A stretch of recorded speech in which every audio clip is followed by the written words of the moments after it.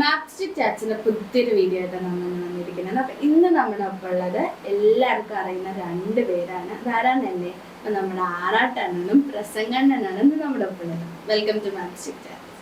അപ്പൊ ആറാട്ടണ്ണൻ പ്രസംഗണ്ണൻ എന്ന് പറയുമ്പോൾ എല്ലാവർക്കും ആ ഒരു പേര് നല്ല പരിചിതം. അപ്പൊ ശരിക്കും നിങ്ങളുടെ പേര് എന്താണെന്നും കൂടെ ശരി നമ്മൾ ആൾക്കാരോട് പറയുന്നത്. അപ്പൊ സന്തോഷ് വർക്കിയും അലിൻ ജോൺസ് പേരാണ് അല്ലേ?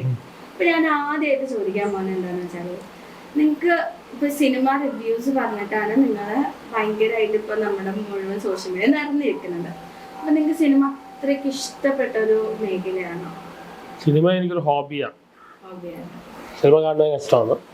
പണ്ട് ക്രിക്കറ്റ് ആയിരുന്നു ചെറുപ്പത്തിലല്ല, ഇപ്പൊ സിനിമയാണ്. വേറെ ഹോബീസ് ഒന്നും ഇല്ല. എന്റെ അഭിപ്രായത്തിൽ സിനിമ ഒരു എന്റർടൈൻമെന്റ് ആണ്, ഒരു ചെറിയൊരു പാഷൻ ഉണ്ട്. സിനിമയുടെ അത്ര ഭ്രാന്തൊന്നും ഇല്ല. എന്നെ സംബന്ധിച്ചോളം സിനിമ എന്റർടൈൻമെന്റ് അല്ല, സമൂഹത്തിൽ നല്ല മെസ്സേജ് കൊടുക്കാണ് മീഡിയ. മെസ്സേജ് കൊടുക്കുന്ന ഒപ്പം എന്റർടൈൻമെന്റ്. പിന്നെ എനിക്ക് പറയാനുള്ള സിനിമ ഒരു ബിസിനസ് കൂടിയാണ്. അപ്പൊ അതുകൊണ്ട് തന്നെ സിനിമയിൽ വിജയിക്കുന്ന ചിത്രങ്ങൾ കുറവാണ്. സിനിമ വളരെ കലാപരമായിട്ട് കാണുന്ന ആൾക്കാരും ഉണ്ടായിരുന്നു. അരവിന്ദൻ അങ്ങനെ കുറെ ആൾക്കാരുണ്ടായിരുന്നു. ഈ ഹോബിയും പാഷൻ എന്നാണ് എന്തെങ്കിലും അതിലേക്കൊരു കരിയർ അല്ലെങ്കിൽ ഒരു പ്രൊഫഷൻ ആക്കണം എന്ന് തോന്നിയിട്ടുണ്ട് സിനിമ? എനിക്ക് റിവ്യൂ മാത്രമേ താല്പര്യമുള്ളൂ. പക്ഷെ വളരെ നിർബന്ധത്തിൽ ഷോർട്ട് ഫിലിമിൽ അഭിനയിച്ചിട്ടുണ്ട്. സിനിമയിലെ റിവ്യൂ അത്രേ ഉള്ളൂ. എന്റെ അഭിപ്രായത്തിൽ നടന്മാര് തന്നെ ഇപ്പൊ കൂടുതലാണ്. അതുകൊണ്ട് തന്നെ അവരുടെ കൂട്ടത്തിലേക്ക് നമ്മളൊരു അതിഥിയായിട്ട് കയറ്റാനായിട്ട് അവർക്ക് താല്പര്യപ്പെടുന്നില്ല. അല്ലെങ്കിൽ വൈറലായതിന്റെ പിറ്റേ ദിവസം തന്നെ ചാൻസ് കിട്ടിയാണ് സിനിമയിലേക്ക് നല്ല വേഷം. പക്ഷെ പുള്ളിക്ക് അത്യാവശ്യം വേഷം സിനിമയിൽ കിട്ടുന്നുണ്ട്. നല്ലൊരു ക്യാരക്ടർ ചെയ്തു. പറയുന്നില്ല, ഒരു മെഗാസ്റ്റാറിന്റെ പടമാണ് അപ്പൊ വരും. മെഗാസ്റ്റാർ ഉണ്ട്. അത് പറയില്ല, ലൊക്കേഷനിൽ പോയതാ. പുള്ളിക്ക് ക്യാരവാനൊക്കെ ഉണ്ടായിരുന്നു. ഞാൻ ക്യാരവാന്റെ സൈഡിൽ പോയി നിന്നായിരുന്നു. പറയാൻ പാടില്ല.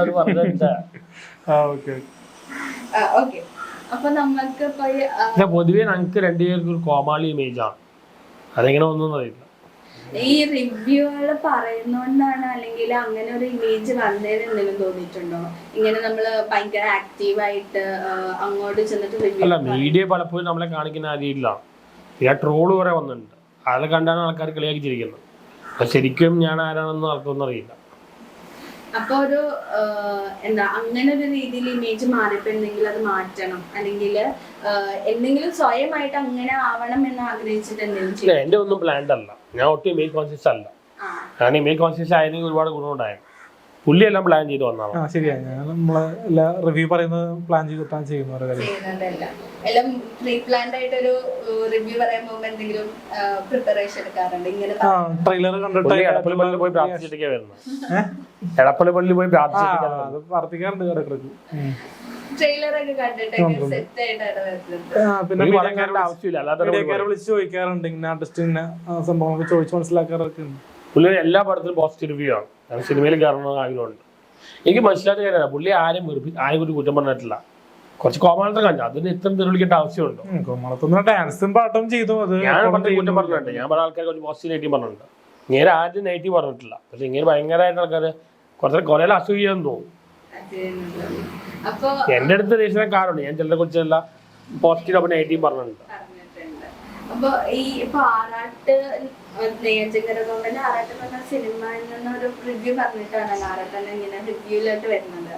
അതിനുശേഷം പിന്നെ ഓരോ സിനിമ കഴിയുമ്പോഴും റിവ്യൂ ചോദിക്കാൻ വേണ്ടിയിട്ട് മീഡിയ ആണെങ്കിലും അങ്ങനെയൊക്കെ വരുമ്പോൾ അപ്പൊ ആലോചിച്ചിട്ടുണ്ടോ എന്തെങ്കിലും ഒരു പ്ലാൻ ചെയ്തിട്ട് പോകണം അല്ലെങ്കിൽ പ്രിപ്പയർ ചെയ്തിട്ട് വേണം പറയാൻ? അങ്ങനെ എന്തെങ്കിലും ആലോചിച്ചു? ഒന്നും പ്ലാൻ ചെയ്തിട്ടില്ല. പ്ലാൻ ചെയ്തെങ്കിൽ ഇപ്പൊ എന്റെ കുറെ പെണ്ണുങ്ങളെല്ലാം വന്നതാണ്. ഒന്നും പ്ലാൻ ചെയ്തിട്ടില്ല.